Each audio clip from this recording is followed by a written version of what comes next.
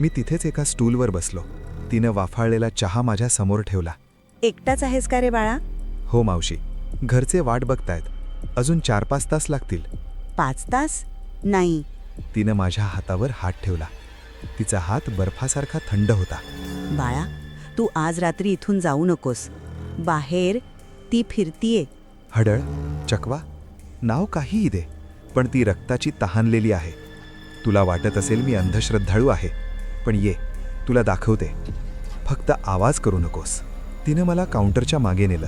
तिथं भिंतीवर एक जुना CCTV मॉनिटर होता.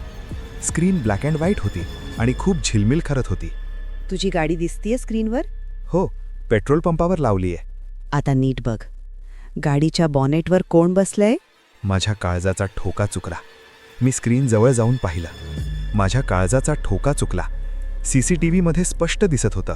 माझ्या गाडीच्या बॉनेटवर एक बाई मांडी घालून बसली होती. तिचे केस चेहऱ्यावर होते आणि ती कॅमेऱ्याकडे बघून मान हलवत होती. हे काय आहे? मी आलो तेव्हा तिथे कोणीच नव्हतं. मी झटकन दुकानाच्या काचेतून बाहेर पाहिलं. बाहेर फक्त माझी गाडी होती आणि पाऊस.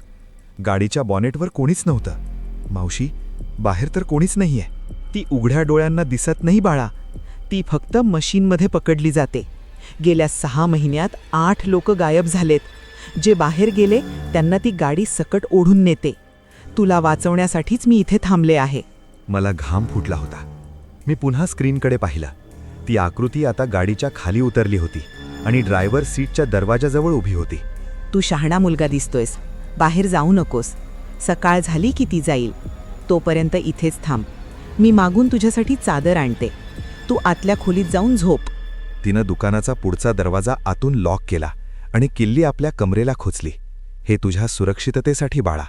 कधीकधी ती आवाज देते आणि लोक मंत्रमुग्ध होऊन दार उघडतात. म्हणून मी लॉक लावतीये.